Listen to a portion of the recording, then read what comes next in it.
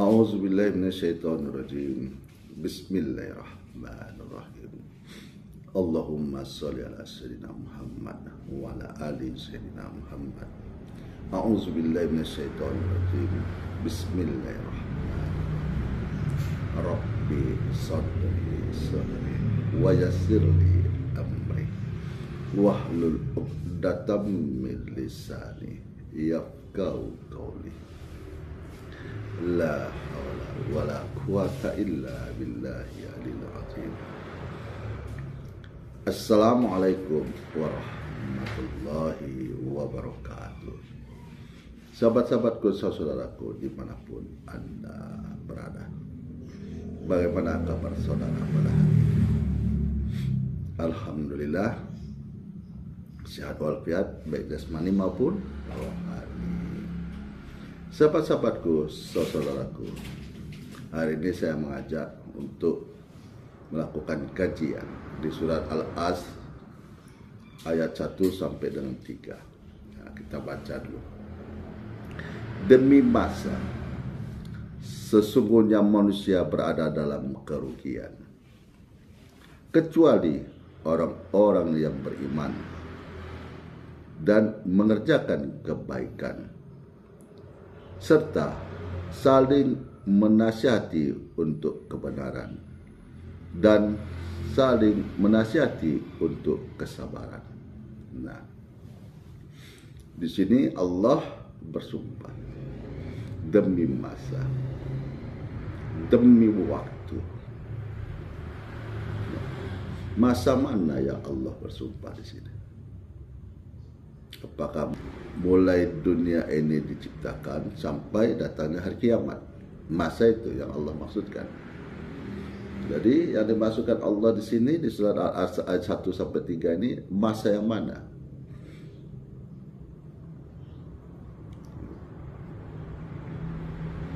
Apakah masa makhluk selain manusia? Sumpah Allah ini. Allah bersumpah, yang menciptakan kita ini bersumpah demi masa, sesungguhnya manusia itu merugi. Jadi masa hidup kita di dunia ini, waktu kita hidup di dunia ini, mulai dari kita akil balik sampai datangnya perjanjian kita yang disebut meninggal dunia, meninggalkan jasad ini, meninggalkan dunia ini. Jadi dua yang kita tinggalkan. Yang pertama dunia tempat kita mencari makan. Yang kedua tubuh jasad kita yang sebagai alat kita untuk menjalani hidup dan kehidupan ini. Nah, disinilah manusia itu merugi. Kenapa dia merugi? Karena setiap waktu, setiap helaian napasnya digunakannya hanya untuk mencari dunia. Dari pagi sampai sore, dari sore sampai menjelang subuh, dari sibuk dia hanya bekerja untuk mencari dunia, untuk mencari isi perut, untuk perut ini. Nah, ini yang sering dipikirkan manusia, isi perut ini. Di mana aku bisa makan, di mana aku bisa makan yang enak. Nah, itu yang selalu dipikirkan manusia. Kalau orang kaya, gimana dia mau piknik, gimana dia bisa mendapatkan lagi uang keuangan dia, gimana dia cari sumber-sumber pundi-pundi keuangan dia, sehingga yang haram pun jadi. Sahabat-sahabatku, saudaraku dimanapun Anda berada, andai kata sahabatku, saudaraku mencari yang haram pun diambil, uang yang saudara dapat dari hasil pekerjaan yang haram, itulah yang akan menjadi bahan bakar bagi tubuh saudara untuk disiksa. Penyesalan manusia di saat dia menghadapi sakaratul maut, dia tidak taat kepada Allah. dia ingin berbuat baik, dia ingin mengerjakan perintah Allah, tapi tidak ada lagi waktu, diberi kesempatan lagi. Karena sudah diberi kesempatan, waktu, masa di waktu itu untuk hidup di dunia ini. Jadi sudah diberi waktu, dia hanya hidup di dunia ini sampai datangnya sakaratul maut.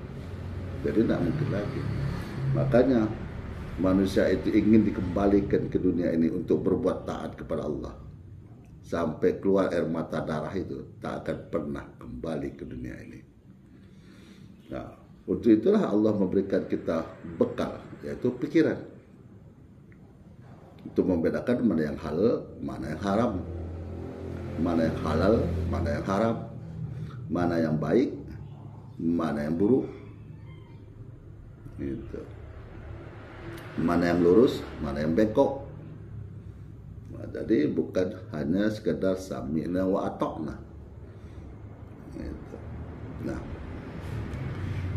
kita dalam mencari supaya kita ini jangan merugi.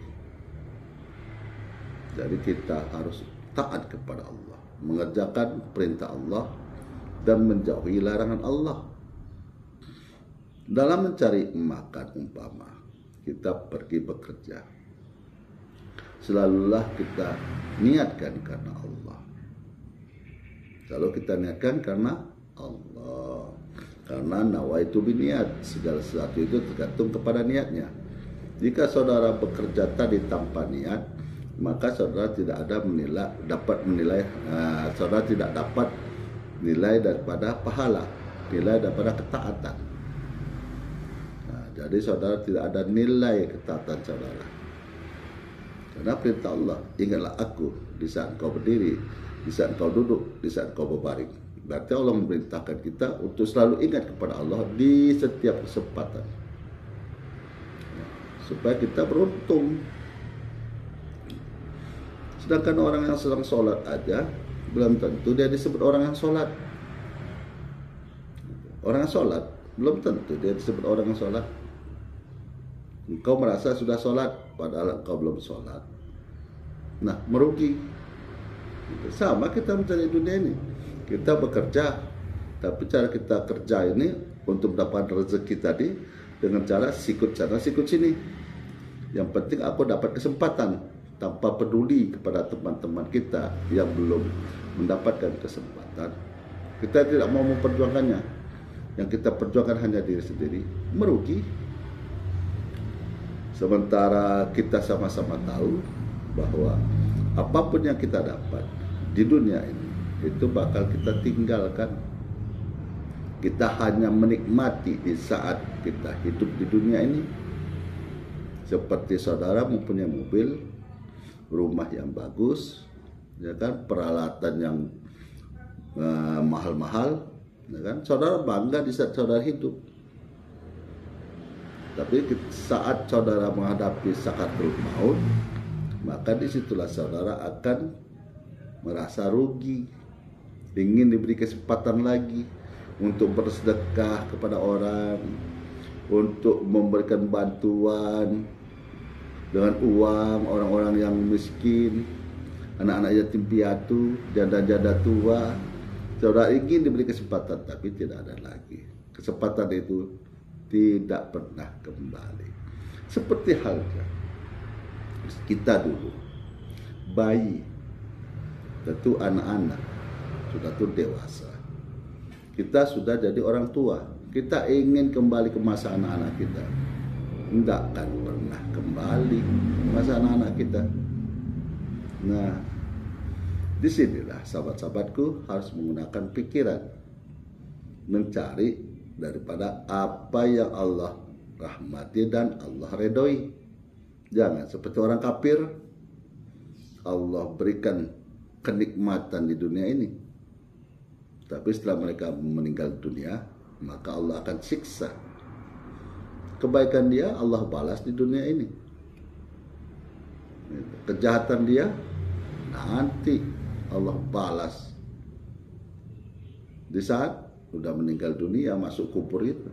Nah, saya ada pernah tuh pengalaman saya sama seorang ibu-ibu kawan saya. Jadi waktu itu saya tanya dia bukan membuka warung makanan, jadi dia bikin lotek. Jadi saya bilang sama dia, Bu, gimana kalau tiba di perjanjian ibu menghadapi sakaratul maut, meninggalkan dunia ini, meninggalkan suami, meninggalkan anak. Ibu disolatkan, udah tuh dimasukkan ke dalam kubur, dimasukkan yang lahat, ditidurkan, ditutup papan, ditimbun tanah. Gimana kira-kira? Sendirian, tiada teman, tiada kawan, tiada sanak, tiada anak, tiada suami. Gimana kira-kira? Ih, ngeri banget. Aku ketawa kan. Ngeri banget. Wajib kau lalui, aku bilang. Gimana caranya bang? Nah, aku bukan guru, carilah guru. Nah, datang suaminya, gimana bang caranya bang? Ya carilah guru. Aku bukan guru, aku bilang kan. Kita hidup di dunia ini senang, ingin senang, maka hidup setelah kematian kita harus cari senang. Kita hidup di dunia ini mempunyai lampu. Nah, cari dalam kubur kita itu supaya dapat lampu. Kita hidup di dunia ini sebab berkecukupan. Cari hidup setelah kematian itu serba berkecukupan. Nah, carilah, aku bilang kan. Jadi datang dia, aduh ngeri juga bang ya, ngeri banget, ngeri kali lah bang. Nah yang dia katakan ngeri tadi, yang dibilangnya takut tadi sudah dilalui. Kawan saya itu sudah meninggal dunia, saya ikut serta menyolatkannya, menguburkannya, tapi saya tidak ikut ke liang lahat karena ada yang lebih berhak ya kan, tentu suami, adik beradik dia kan. Nah, itu telah diutamakan dulu kan. Kecuali tidak ada yang mau terjun ke liang lahat itu, baru aku terjun ke liang lahat itu.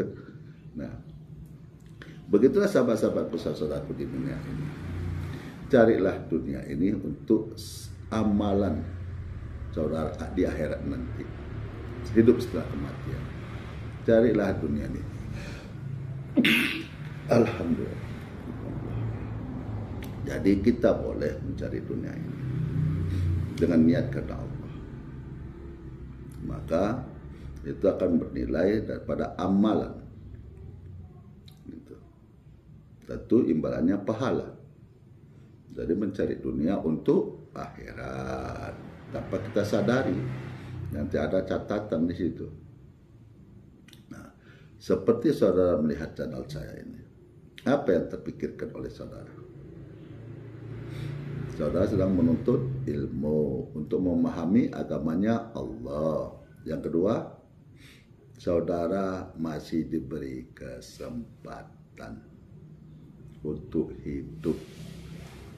Nah, saudara melihat channel Renungan Kehidupan ini, di samping saudara menuntut ilmu untuk memahami dinnya Allah, yang kedua saudara sahabatku masih diberi kesempatan untuk hidup. Nah, sebelum kita dimasukkan ke dalam liang lahat, ditutup pakai papan, ditimbun dengan tanah, ditinggalkan orang sendirian menghadapi malaikat Munkar dan Nakir. Nah, itulah akhir daripada cerita kita dalam kehidupan ini. Nah, cerita kita dalam kehidupan ini. Jadi tinggallah foto di album yang makin lama makin tersingkirkan. Nah, itulah sahabat-sahabatku, saudaraku dimanapun Anda berada. Orang yang beruntung adalah orang yang beriman. Nah, orang yang beriman. Yang kedua, dianya memberikan nasihat dalam kebenaran. Yang ketiga, dia memberikan nasihat dalam kesabaran. Akhirul dakwah, alhamdulillahirabbil alamin. Dan bagi sahabat-sahabatku saudara yang dalam keadaan sakit, baik yang dirawat di rumah maupun dirawat di rumah sakit, semoga Allah angkat penyakitnya, sehat seperti sedia kala, beraktivitas sebagaimana mestinya. Dan sahabat-sahabatku saudaraku, Allah limpahkan rezeki yang halal, umur yang diberkati, serta keimanan yang semakin hari semakin membaik. Dan jangan lupa untuk memperbaiki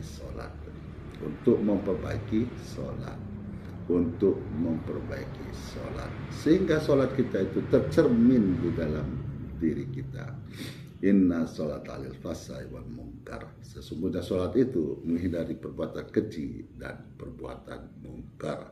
Akhirul kalam, saya akhiri dengan Assalamualaikum warahmatullahi wabarakatuh.